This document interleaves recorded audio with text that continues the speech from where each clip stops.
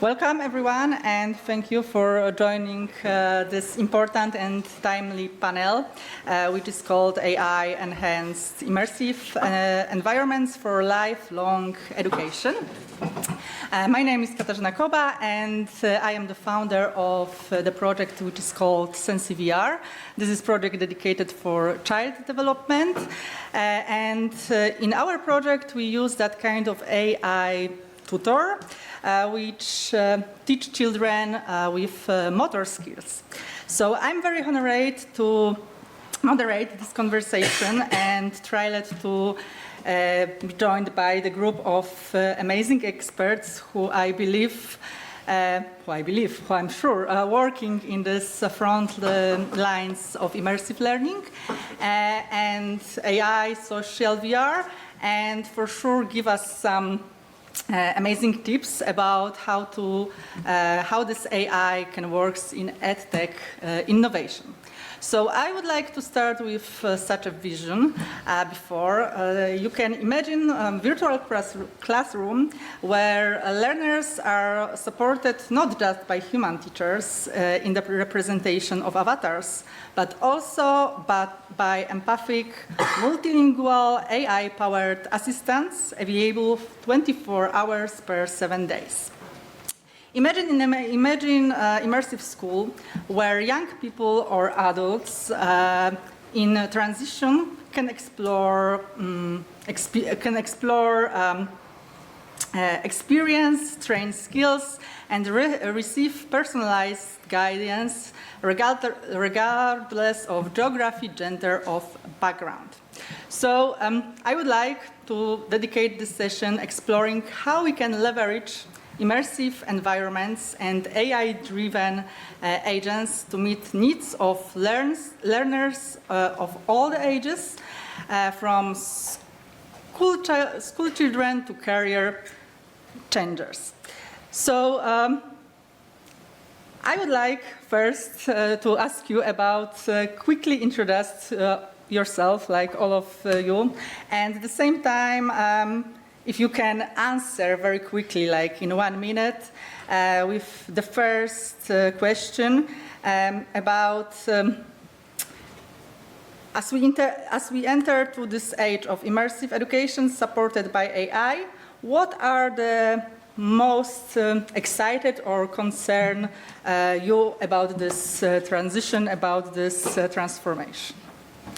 We can start from Marco. Okay. Hi, my name is Marco Gillis. I'm from Goldsmiths University of London. I'm a professor of computing, and I co-lead together with Sylvia the CVR, social, empathic, and actually we disagree what the second E is. It's a VR lab, and the Masters in Virtual Augmented Reality.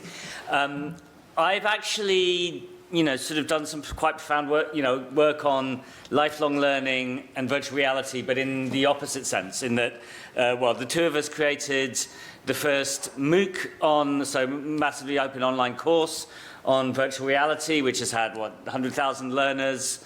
And I've also done a lot of work on sort of MOOCs and online training, including courses on AI as well. So I think, and what's interesting there is, these are fantastic experiences because, students can, they're mostly working adults, families, responsibilities, but they can go in and learn at their own pace. They can have free constant access to the materials. They can revisit things, or, all of this. There's a lot of great stuff. It's just, video and text. There's no immersive technology in there.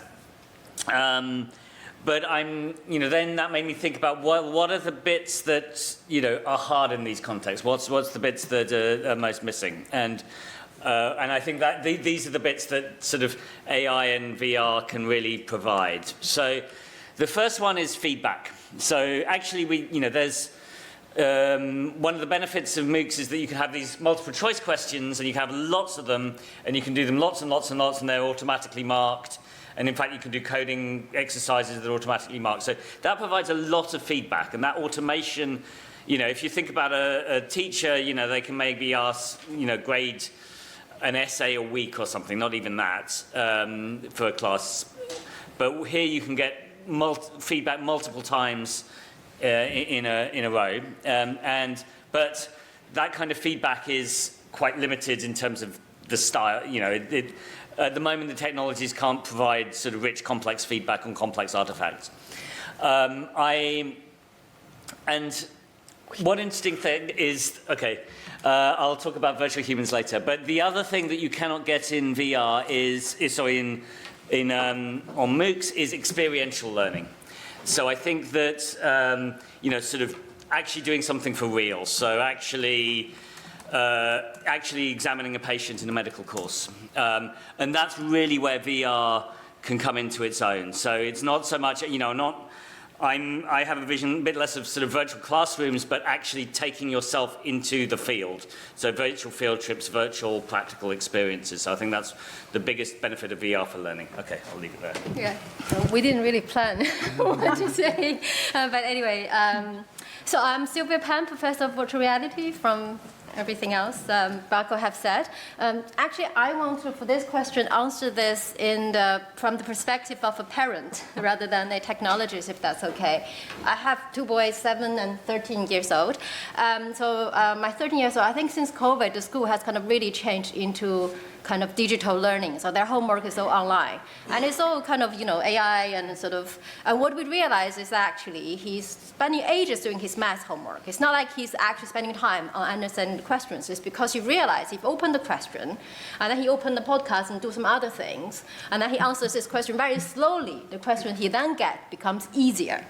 Right, so that's kind of, you know, you can have personalized learning for children in ways you think it will work, and in reality it will not work that way. So as a parent, I would very much appreciate actually so you can go back to pens and paper, because I think you learn all sorts of different skills by writing down things, and not having access to a digital device when you do your homework is more important. So for me as a parent, I think I have this concern about are we moving too quickly to digital, making all these assumptions of how AI is going to help us, but actually children can see the way to get away from it and actually do it in a way that actually ended up learning less. So that is a concern from a parent. Okay, thanks. We'll talk about this later. Thank you, Sylvia. Yes, so my name is Jonathan. I'm a co-director together with Professor Friedman of the Advanced Reality Lab in Reichman University. I'm an assistant professor in the School of Medicine and School of Communications. My take on this is a bit different, I think. But I agree very much with what you said, but also I disagree. I think that as a mature individual, we tend to see technology as something not so positive. But I think that within your words, Sylvia, and I'm sorry that I'm referring specifically to what you said the word personalization, and that's the main issue here, I think.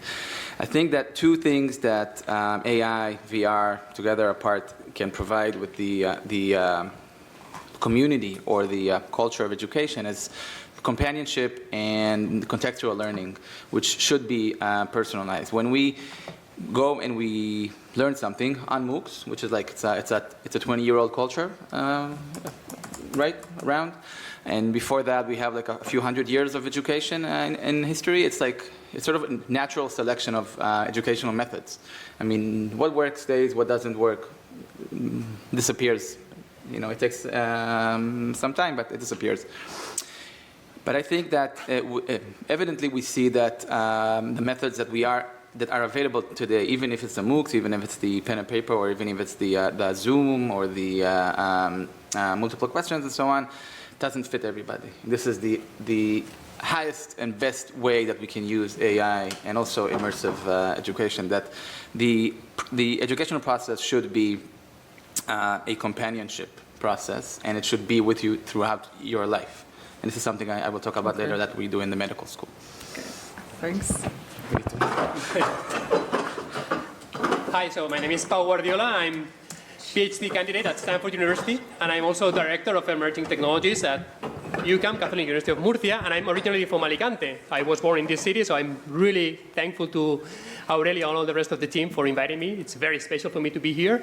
And at the Immersive Technologies department, we work on one key point, which is we teach our students 3D concepts in 2D. but these technologies allow us to start doing it in 3D. So we are basically focused on that, how we can do this to improve education.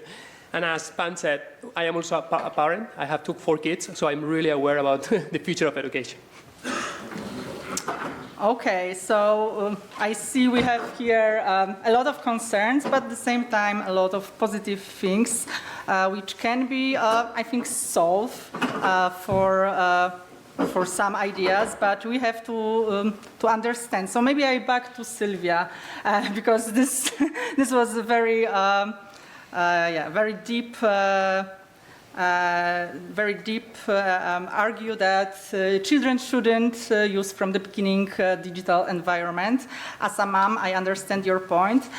So my question for you is, which kind of, specifically, which kind of the difference you see between using digital environment for adults and for children, and why you think that this can be really dangerous for children, even if, for example, we start using these tools, these environments, like immersive environments, specifically in specific rules, specific terms. Yeah, no, I think, very, very interesting point, because I feel for children, I don't know how we define children, right? I think even young adults, a lot of time from social interaction or from learning, we're not only learning the knowledge or skills, we're actually learning who do I want to be. I want to learn how to be a person. I want to be, the society. Like lots of teachers are my role models, right? And I think if you digitize learning and using immersive, using AI too much, you're really kind of taking that away from children. And I think generally it is believed that primary school children should not really have too much kind of digital reliance on digital technology. And I would argue even for secondary and high school, even university, that could be of concern, right? And I think face-to-face learning is really important, because as teachers, we can't even summarize exactly what we teach. We teach, obviously we have the slides, but there's so much more going on in the classroom that I felt the interaction I have with students is so important. Learning is not just about handing out things. It's also about understanding what do you believe about it, and how do I find a way to update your beliefs to kind of point out the direction. And there's so much about kind of humanistic skills we use as well in doing this, in actually delivering those materials. And I think AI, although can look very realistic and give kind of realistic answers, but the kind of facial expression in the animation side is still not really there. And there's also the side kind of Marco touched upon in kind of detecting kind of the user expression, user kind of emotion. That is still, I think, a few decades if we ever get there. But having said that, I do think maybe technology, AI, immersive could be useful for maybe neurodiverse kids who are otherwise really struggling everyday social interaction. We can use that as a way, if they're really having difficulties in reality, maybe this is a tool for them to get training so that they can go back to reality and really enjoy and embrace it. So that would be my my thinking about difference between adult and kids. Okay, very interesting point. I could go forward with this topic, but I would like to ask everybody here of specific questions. So I back to Pau, and I would like to ask you if Sylvia thought that this environment could be, for example, used for some specific group of population, like people with some disabilities, for example, or some seniors. Do you have, as a UX designer, some experience with that kind of building platform or using platform in your experience? I mean, we all agree that AI is helping a lot to make experiences more accessible for everybody. From a very obvious point of view, translating all those experiences, it's becoming really fast and quick and easy and better than ever.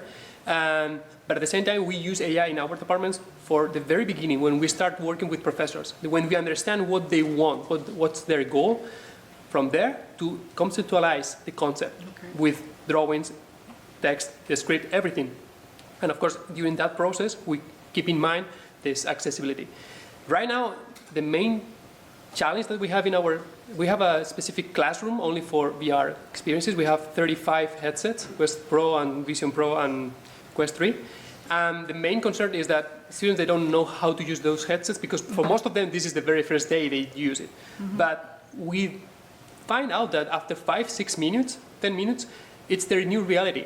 I mean, after those few beginning, then it's become so easy, so normal for them, but that there is a real magic over there happening. So they told about some specific effort, like specific benefits they have using this specific immersive teaching, learning, instead of just reality. Because at the end, the topic that they are trying to learn, it's in 3D, so it makes sense to learn it in 3D. We have so many different examples. One of them that really fascinates me was a few weeks ago, we have a class about architecture.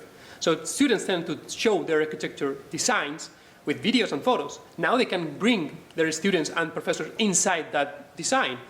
And at the very beginning, students were like quite fascinated because it's new for them. But after 10 minutes, we hear professors saying, okay, let's go to the living room, let's go to the bedroom. Wait a moment, what, this kitchen, how tall is the height? Let me bring this mirror, and so they make these measures. So they start, and actually the ceiling was too short, and they were able to see this in a 3D environment. So professor was, of course, complaining and explaining why it was so. So this became something that could never happen in a 2D class. Okay. Yeah, so I would like to ask then Jonathan, because he has specific, as I guess, or he at least predict some experience with specific medical environment, yes, student environment. So my question for you is like, do you already used some specific tools which not just show us this 3D environment and show how to, I don't know, move around some tools, but also help with things like emotional resilience, stress management, or even neuroplasticity learning. Do you have that? That's a very good question. And I also like to refer back to what Marco said in terms of feedback. I think that something very interesting that we can apply in the design of interactions, educational interactions in virtual reality and also AI is how much feedback do you get and to what do you get feedback on. So that is highly applied in medical education. We have many scenarios that we try to apply this, and then I want to refer to Pablo in the way that the students use the technologies. So we find that, first of all, it's not as natural. We're all VR people, and we love VR, so it's fun, but then we have 80 students in our medical school, and maybe 5 of them use the headsets. It's okay, it's not expensive nowadays, so it's not that bad. But a significant challenge before we even start teaching is having them assimilate into the technology. And this maybe has to do because of the topic that medical students are a bit more mature, they're in their MA. And then you have people aged from 25 to 45. So that's also an issue that we have to take into consideration when designing new educational platforms. Then you need to consider what you're teaching. We have applications for social skills. It's called like when the doctors, they talk about bad things. So they can practice that, and that works very, very well and conserves a lot of money because you don't need actors. A specific application that is highly used in the world is using actors for practicing giving bad words, I guess. I mean, like bad news. And that works very nice, and we utilize our specific platform for that. Then I refer back to my previous comment about situational learning.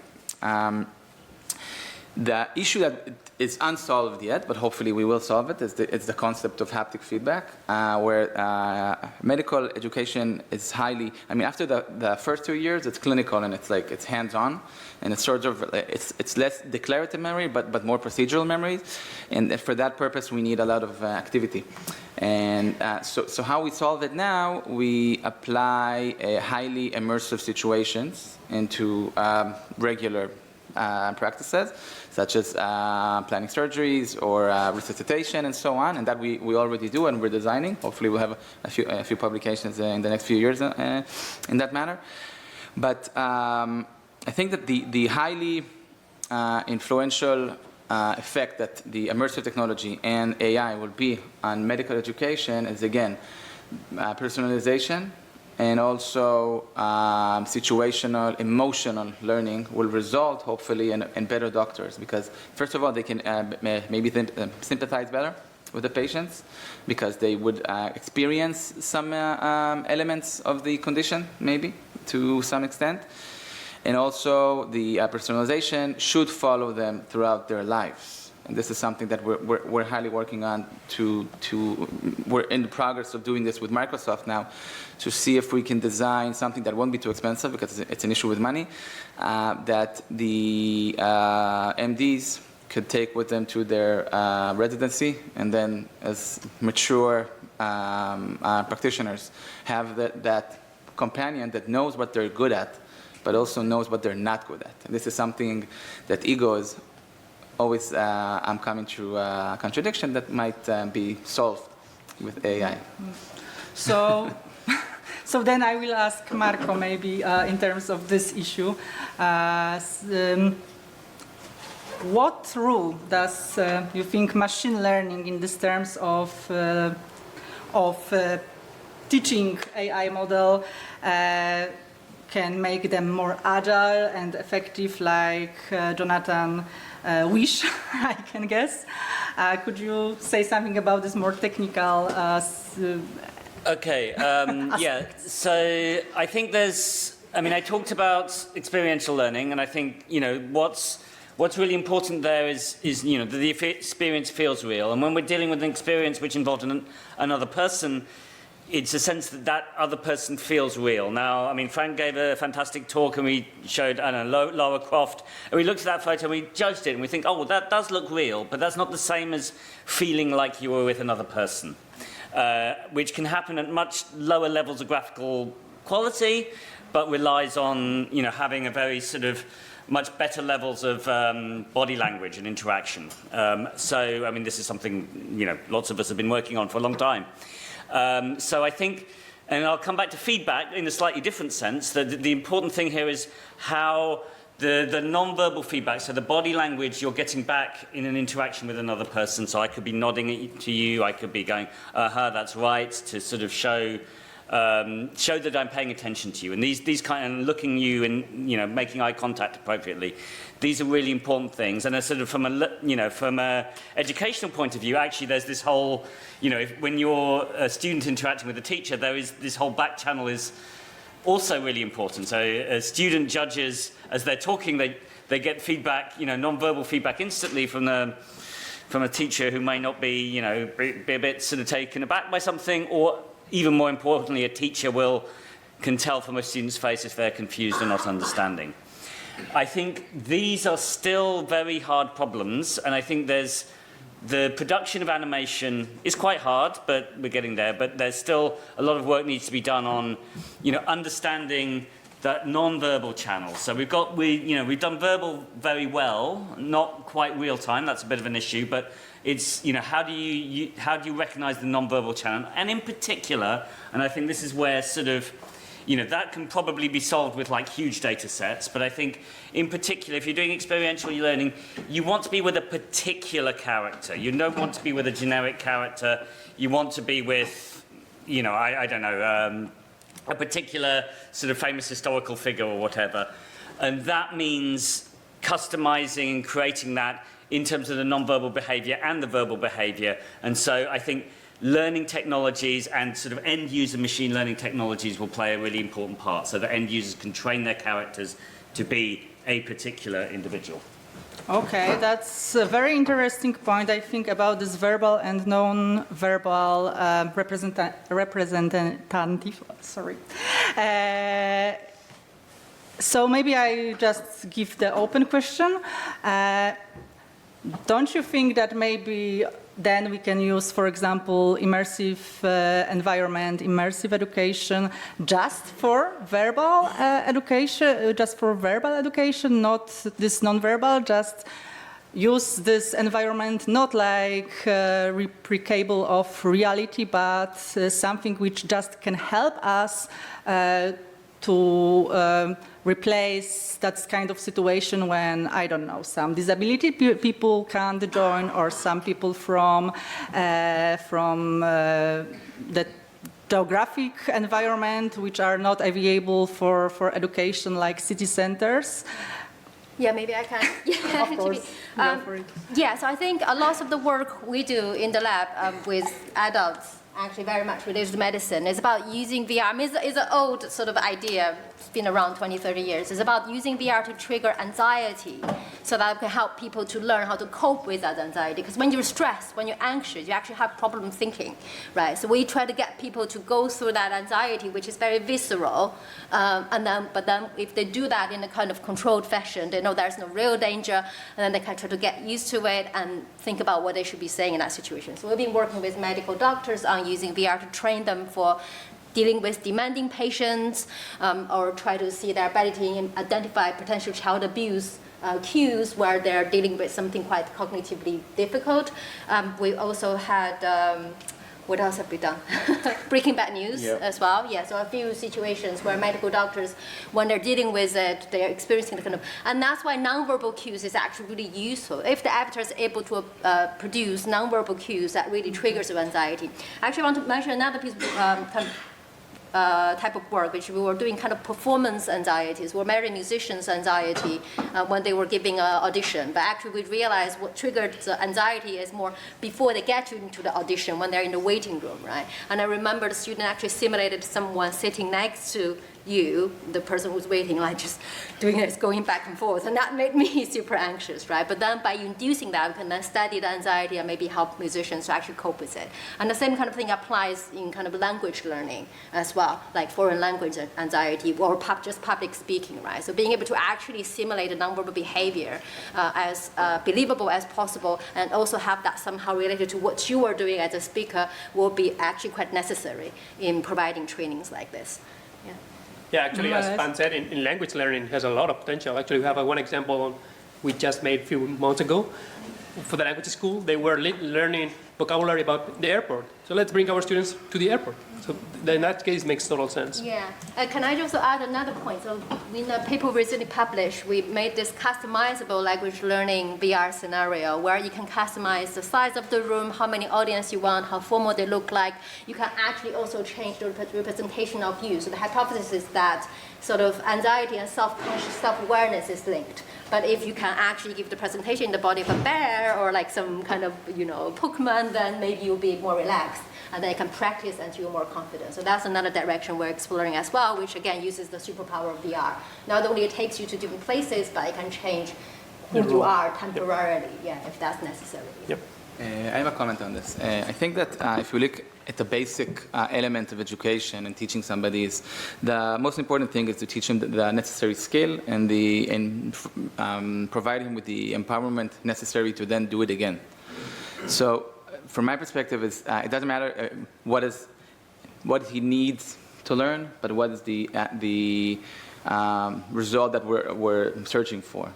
So to some extent, we can teach procedural skills just by empowering him and making him believe in himself. Self-efficacy of the possibility of doing things, of overcoming that anxious situation. So I think when evaluating, when evaluating the topic that you want to work on or develop with, don't think that it might not work because the technology does not support it. Think of the end result that you want to reach, and then see if you provide the users or the participants of the program with the necessary cognitive and emotional capabilities to overcome the challenge in the future. So it's not specifically to the content, but it's specifically to the process, I think. Yes, and you mentioned before this personalization. So when we design the VR environment, we think about user as someone who's gonna use this.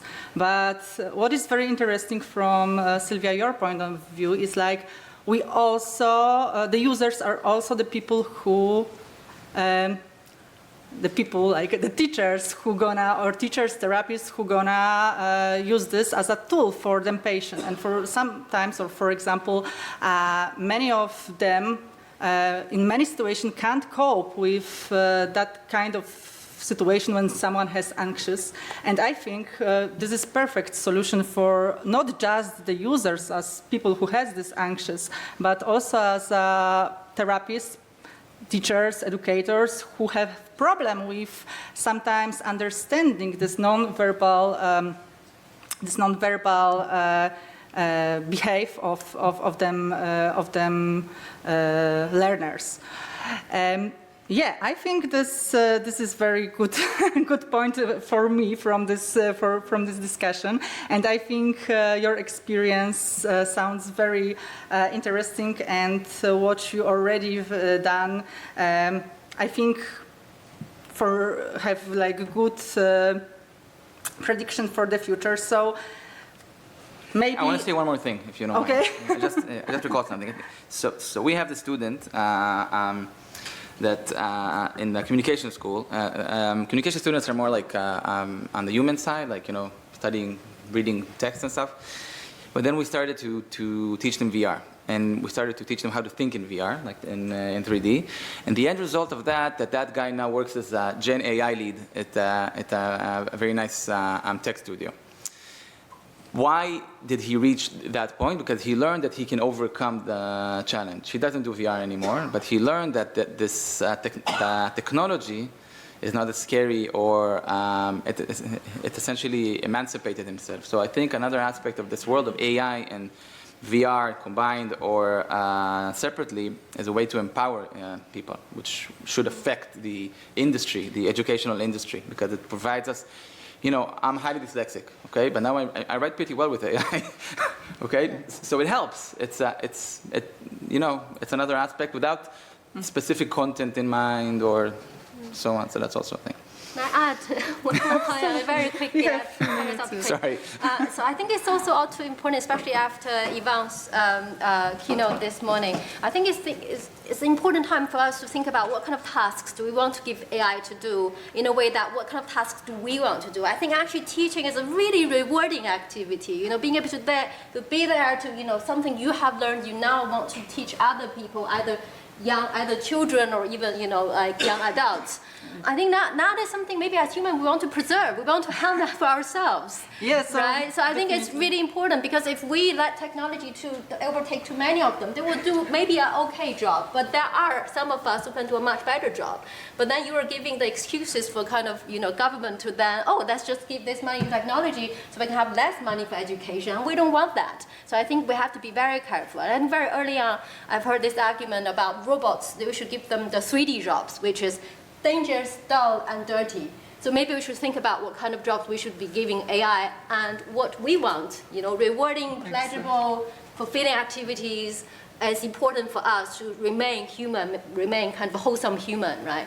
Yeah, I think like many times we complain about doing some jobs, and then we complain about that AI gonna replace us. So what's the point? Yeah, we have to understand ourselves, what we really want to do, and what is our skills, our needs, and what we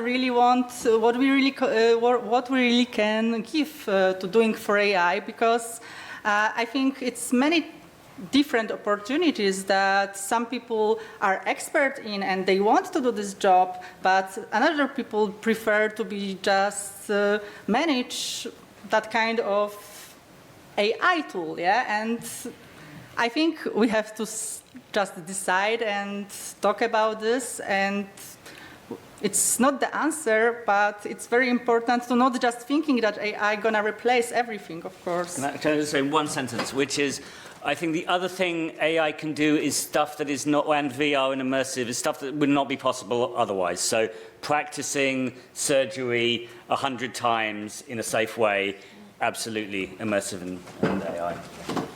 Good. Okay, so maybe one quick tips from everybody, like one key takeaway, guiding principle for educators, technologists, policymakers, or even learners. We have a question. Thank you very much. This is to follow on from Sylvia's comment. About 20, 30 years ago, I got really excited, along with many others, about VR and virtual environments. You could, it was an Alice in Wonderland moment. You could become really small and be like an ant, and you could go around these worlds. You could become very large. You could learn about things in very different ways. You could fly on a carpet. There was all sorts of creativity. And then, 20 years ago, we gave toolkits to kids to create their own virtual environments, and they could become creative. What I've heard today is there's been a paradigm shift towards supporting the learning of everyday skills and giving personalization. So there's nothing wrong with that, but I feel that the magic seems to have gone from the VR. And I wonder what your comments are about, can we bring the magic back into VR? Because it's such a wonderful tool by which to be creative. And we're trying to sort of teach kids to cope with life, but can we also try and use VR and AI in the ways in which we did 30 years ago? Yeah, no, I think there's definitely lots of creativity is needed, and also to put creative and technical people together, because sometimes creative people see technology as a barrier, and technical people really understand the creative process. Right, so what we're trying to do is to try to educate them in the same room, or have students who have skills, both kind of creative and technical skills, and we have some of them sitting here. But I also kind of maybe want to say, tell a story that I find probably relevant. So that was, so I was working in VR, and I feel there's this tension between what business think is the right thing to do, because these are actually things that have commercialization opportunities, but research not quite kind of at the same page. Certain things research are more advanced and imaginative, but they're not really great business ideas. But there was one day I got this message saying, oh, there is a girl who is going to have a birthday party on a Monday. That was a Saturday. She's going to have a birthday party on a Monday, and that's going to be her fourth birthday. That's going to be her last birthday party, because she is diagnosed with cancer. She has a couple of more weeks to live. And she really wants to become a mermaid, right? And I put it on Twitter, and it kind of blew up. So Sunday I woke up and realized I have lots of replies. So I got actually Claire sitting here, and another student that came to my house, and we went through everything. And basically, we customized application that some people sent over. On that Monday, Claire then went over, actually delivered a birthday party to her, where she put a headset on, she became a mermaid, she saw herself, and then her parents and her siblings also joined in a social VR system where they're all mermaid like each other. And I think we gave a family the best birthday party, also the last birthday party for their loved one. And that, for me, is something that's really impactful, and that really shows the magic of VR. So although I think there is a tension between what business and consumers need and what research is, but there are still opportunities like this that really keeps everyone going. Yeah. Magic is more alive than ever in VR. I mean, especially thanks to AI, which is right now helping us to create those experiences. You just described some of the ones that we are having right now. We have over 4,000 students from the last 3 years conducting experiences on the metaverse. Let's go inside the human lungs. What happens if an asthma particles activate some kind of reaction? Let's go to a building that it collapsed. Those are real experiences that they are right now have. And thanks to AI, because AI is making devices way better by forwarded rendering, like Frank said in his own speech, by making hand tracking much better, by making the creation of those 3D assets or environments way easier and faster than ever. So I'm really excited about the future, because this is just starting. The magic is right there. But also, we have to take into consideration that every type of technology goes through habituation. And as we're not so excited about the iPhone 120 as we were about the first iPhone, technology loses the magic, and we need to find ways to enhance, or at least incorporate it and assimilate it into the proper channels. That's what I think. Any other question? Okay. I can wait for you if you want, because you were. No, it's just Frank wants, but it's go on.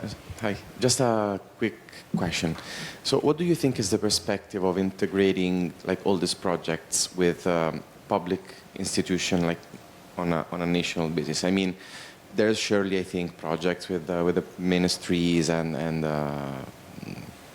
institution in general. But when do you expect, or do you think it is actually feasible to integrate like VR programs or this sort of education within the school programs, education programs at a national level for good? Or is it like, what is the willingness of the public institution if you interact with them, and like what is the perspective? I wish, just as we had in the past, of thematics, lectures and people need to learn how to use internet, mechanography, etc., we need AI literacy, for instance. Yeah, no, I mean, but does the Ministry of Education of Spain want to integrate programs with VR? Do you think it's something that is feasible in the future? It's a big challenge because still people tend to think about VR as a video game. So video games educations are very in contrast, but that's where we need to work a lot on showing the good and the great ways to use it by being also very aware about the bad things which are also over there. I think it's the literacy issue. I think that it is of interest of most ministers of education, I guess.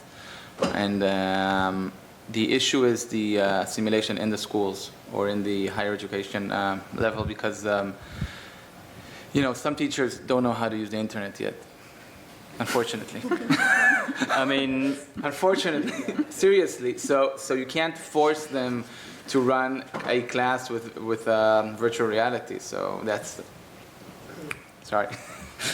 I mean, can I just add a couple of points, which is, particularly with like the health service, you need an evidence base.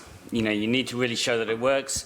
And there's just loads of practicalities, like how do you get 20 headsets that will work reliably, without a technician, blah, blah, blah. All of these practicalities. These are really big, important things that need to be sorted out. Some of you mentioned the usage of AI to automatically detect anxiety or stress of students, and that sounds super useful. On the other hand, we have the AI Act now, which classifies emotion recognition system as high-risk application scenarios, and at least to my understanding, it's even forbidden in professional context and in education context. So can you please comment on this, and you think it's good to have this? Do you think we need sandboxes to come around this? So I'd like to hear your thoughts. I don't think we mentioned detecting anxiety. I think we mentioned inducing anxiety, and I talked about feedback, which is more cognitive, not emotional. So I'm in the UK. We don't have the AI Act, so I'm not clear on the details exactly there, but there are things, emotions are not always, and I don't think the most important or the most interesting thing to look at in terms of what you can get back from a human. I think there's much more social interactional elements like turn-taking, sort of I don't know if understanding is an emotion or not in these contexts. Yeah, no, I think anxiety is actually quite difficult to detect unless you can open someone's brain and put something inside. Even with physiology data, I think sometimes when you're anxious, you're actually more still to compensate the kind of acceleration of heart rate or something, right? And I also think whatever algorithm you have, then there are individual differences. There are neurodiverse kids who might not behave the same way. And you ended up having a system that works for 80% of children at 80% of the time, which actually probably will cause more problems. Yeah. I can say something. I think that the issue is not emotion detection, it's personalization, and eventually we will all want, or most of us will want this AI companion with us, which will know things about us, and I'm sorry, but that's the future, and he will be integrated in our lives, similarly to what is already happening. So I mean, I respect the AI Act. Also, I'm not under it also in my country, but it will naturally disappear as I see it. Okay, I think we have to finish at that point. I believe that everything what we talk about will have some vision in the future, but as I understand, we still need a lot of talk and understanding what AI is and why this can help us with this AI tutoring, for example. Also, this requires, from my point of view, a lot of regulation and understanding how we can use this, for example, in public environment. So thank you so much for all of the panelists. And